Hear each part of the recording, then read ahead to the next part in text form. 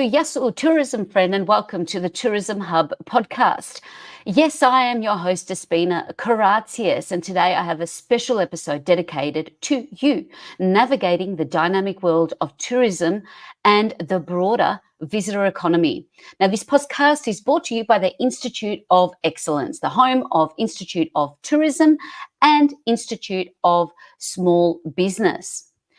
This week, my dear friends, is especially significant as we celebrate NAIDOC Week, a time to pause, acknowledge and celebrate the history, culture and achievements of Aboriginal and Torres Strait Islander peoples. In the spirit of NAIDOC Week, I want to take the time to acknowledge the traditional owners of the land we are meeting and recording on today, and I pay my respects to their elders, past, present and emerging. This year's theme for NAIDOC Week is Keep the Fire Burning, Black, Loud and Proud, and there's so much to be proud of. A theme to encourage us to celebrate and preserve the vibrant cultures and enduring spirit of Indigenous communities. What does NAIDOC stand for, you may ask? National Aborigines and Islanders Day Observance Committee is what NAIDOC stands for. The theme, Keep the Fire Burning, this theme resonates with me deeply and powerfully as I too celebrate something this week. I celebrate 10 years, a 10-year-long journey, transitioning into the world of starting, growing and evolving Institute of Excellence, the home of Institute of Tourism and Institute of Small Business that brings you this podcast. Keep the Fire Burning also deeply hits me at my core as it aligns perfectly with the core mission of starting Institute of Excellence back in 2014 to ignite excellence in people. That over the years, this has formed into what I call the Ignite principles: innovation, growth, nurture, integrity, honesty and empathy. And you guessed it, it spells ignite. The T being for tenacity. I got a bit excited there. On the back of helping many Victorian tourism operators more recently become accredited with my Humans of Tourism at VTIC, delivering a monster 10-week quality tourism business program to help tourism businesses large and small become accredited, I'm in disbelief that this week marks 10 whole years of Institute of Excellence. And I want to take the time to share some of the hundreds of invaluable lessons I've learned over the past decade and how you can apply and frame some of these insights to shape a successful business plan for your tourism business in the year ahead. So my journey and your success in tourism is what I want to kind of focus on. Over the past 10 years, leading the Institute of Excellence, I've navigated numerous changes and challenges, including stepping out and to the side and behind or in front of training businesses and opportunities as other things arose where that was a better use of my time and a better way to make significant contribution to an industry I love elsewhere. That alone had me traverse different challenges with a range of different people and stakeholders, all helping with building layers of learnings and insights that I want to take this time to pause and share with you today to help ignite your excellence and map a thriving plan for your tourism business or your career for the new financial year ahead. So let's dive into 10 lessons for 10 years and how they can be incorporated into your business strategy, helping you create a robust new financial year plan. A little bit like a one-on-one mentoring session together, just for you and me and your goals for a great year ahead, your best year ahead. Reflecting on 10 years, my journey began with a very clear vision to ignite and empower individuals. It was people-led and businesses through education and training. Reflecting on this past decade, I see how growth, challenges, and transformative, sometimes downright painful and uncomfortable experience have shaped this vision. Just as the Institute of Excellence has evolved, I have no doubt that you and your tourism business and your career have also adapted and continue to evolve also. And that's our intention. Continue to flourish sustainably, profitably, and healthily. Because if we ain't looking after ourselves, we ain't got no business, we ain't got no careers. So embrace change is number one. Embracing change has been one of the most critical lessons of my journey. The tourism industry and small business really constantly influenced by technological advancements, global events, local events, and shifting consumer preferences. Proactively adapting to these changes will keep your business not only relevant, but thriving. So, question time. Our first question: what is your long-term vision for your tourism business and career? Have you thought about that lately? Is it the same as when you started, or has it changed? Pause. Write the new version of what that is for you here and now. See it, be it. And this vision will frame and adapt your strategy to stay focused and embrace those inevitable changes. Cultivate resilience is number two. Resilience is our middle name, isn't it, in this industry? The anchor in the face of adversity. The tourism industry, and generally speaking, running a business can be unpredictable, but maintaining an outlook of proactively planning and persevering through programs and initiatives that are available to you, like accreditation quality tourism business program, helps you mitigate risk and navigate unforeseen crisis and challenges much better than being reactive. So cultivating resilience through proactive practices helps all of us weather difficult times and strengthens our business foundation. It's something that I did for my business, and it made me better. So question time: what does a win in 12 months look like for you and your business? Write today's date. Only I want you to end it with a year, 12 months from now. So what specific goals and problems do you want to have solved by the end of the financial year, the next quarter, the next month, or even the next week, to build your resilience and ensure success? Number three, lifelong learning. Commitment to a lifelong learning it's like a cornerstone of success.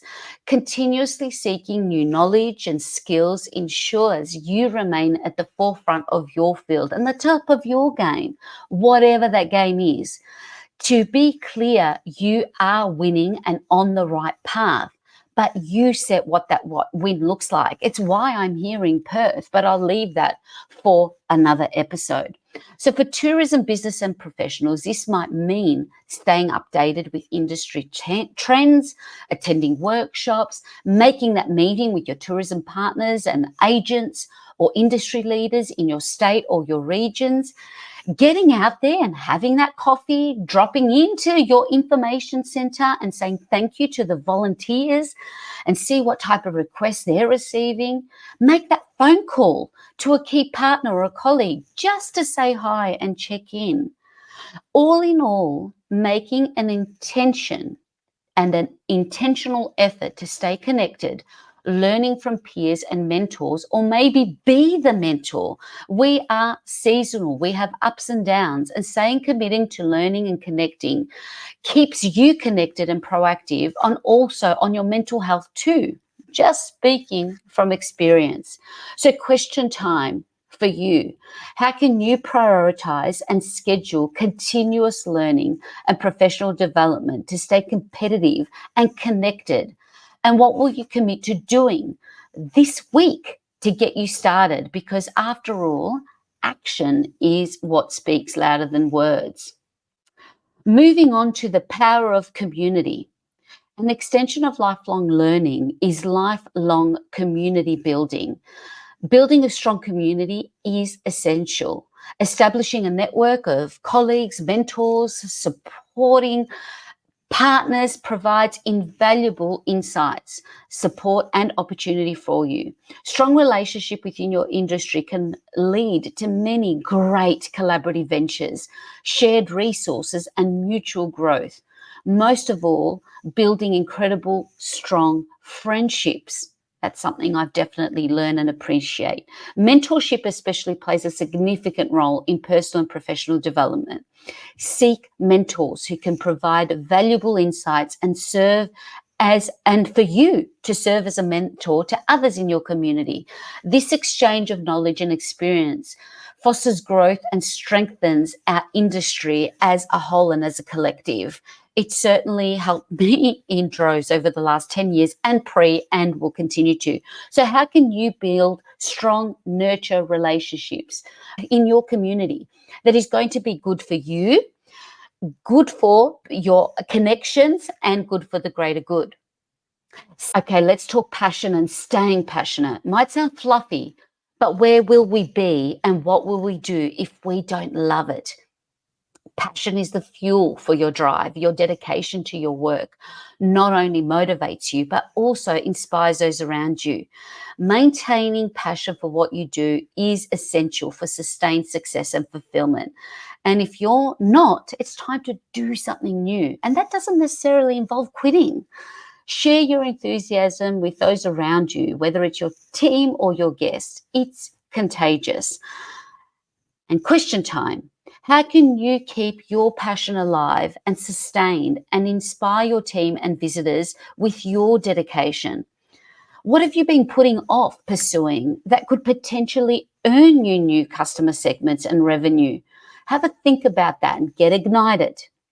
Next is adaptability. Adaptability is crucial in the ever-changing tourism landscape.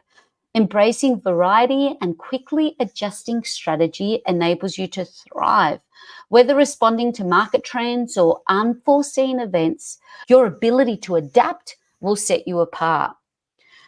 The question for you is, what areas of your business need more flexibility, and how can you enhance your adaptability to respond to changes, ensuring that you and each one of your team is aligned with this in their roles?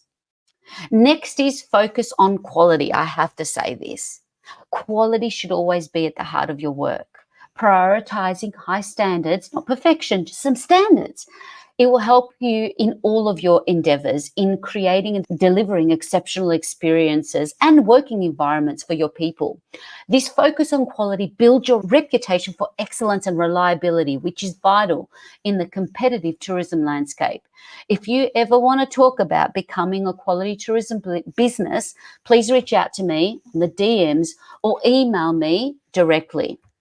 What can you do to ensure that every aspect of your business consistently meets high quality standards? And how will you manage your cash flow to support these goals? Very important when we're talking quality in business, cash. Celebrate milestones, just like we're doing right now. NAIDOC week, 10-year anniversary. Celebrating milestone is crucial for acknowledging progress and sustaining motivation. Reflect on your achievement and use these moments for gratitude and renewed commitment. To recognize and celebrate your success, no matter how small, will help keep you and your team motivated and aligned again with those big, hairy, audacious goals. Question for you, look at the year ahead. What milestones are coming up that you can celebrate this year? And how can you use these celebrations to motivate your team and your customers and use them in your marketing to grow? Looking ahead, planning for the future is also a fundamental set, clear goal development strategy. And to help you achieve this, you must ensure that you remain focused, driven, and pave the way for your long game, your long-term success. Now, in terms of long-term goals, what are they? And what actionable steps can you take to achieve them personally and professionally? So there are some lessons. Now we turn our attention to NAIDOC week for some Indigenous insights and inspiration. Understanding and honouring NAIDOC week and First Nations culture can significantly enhance your tourism business. Here are a few takeaways that I've learned and continue to learn in my cultural awareness and cultural competency journey. Cultural sensitivity and respect, incorporating cultural sensitivity into your business practices. This includes recognizing and respecting the cultural heritage of the lands you operate on and engaging with your local Indigenous communities. Authentic experiences, offering authentic cultural experiences or recommending authentic cultural experiences that educate and engage your guests. Partner with Indigenous guides and businesses to provide those genuine, authentic insights into Aboriginal and Torres Strait Islander cultures. Sustainable practices. Learn from Indigenous approaches to sustainability and environmental stewardship. Implementing eco-friendly practices benefits the environment and appeals to increasingly eco-conscious visitors. The Sustainable Tourism Accredited Business and things like the Ecotourism Australia certification are great ways to start this journey. Community engagement. Actively engaging with Indigenous communities. This could involve supporting local artists, participating in community events, or contributing to cultural preservation efforts. And of course, education and awareness. That's certainly a journey we are all on. Using your platform to educate guests about things like NAIDOC Week and the significance of Aboriginal and Torres Strait Islander cultures. Sharing this knowledge fosters appreciation and respect among your visitors and among each other. I want to talk about reconciliation action plan, RAP. I never recommend anything I've not explored and engaged with in my own business. And a RAP is something important to me and the values that embody my business and the Institute of Excellence. And RAP is on the cards in my 10th year in tourism training and development. To explore the possibility of a RAP for your tourism business, visit reconciliation.org.au. As we wrap this episode up, reflecting on my decade-long journey with the Institute of Excellence and 3 decades in tourism, I'm filled with gratitude for all the lessons and all the people who've been part of this ride, this great ride, embracing change, cultivating resilience, fostering passion, lifelong learning have kept my fire burning to ignite excellence in people. As we look to the future, these lessons will continue to guide us, ensuring that we remain committed to excellence and driven by the passion that has brought us. For your time and attention, thank you for joining me on this special episode of the Tourism Hub podcast. In the spirit of NAIDOC Week, let's remember the importance of continual learning, resilience, and community. For show notes, resource links, and a downloadable template with more open and thought-provoking questions to frame your business plan, visit instituteofexcellence.com/podcast and look up for this episode. Until next time, stay passionate, stay excellent, keep your fire burning, and be just that little bit better today than you were yesterday by taking action. And if you are still with me, enjoying this episode and want to take action right now, hit subscribe and write a little review. If you can't stand it and want to give me feedback that it's poo emoji, please DM me. Big love from me to you, your host, Despina Karatzias.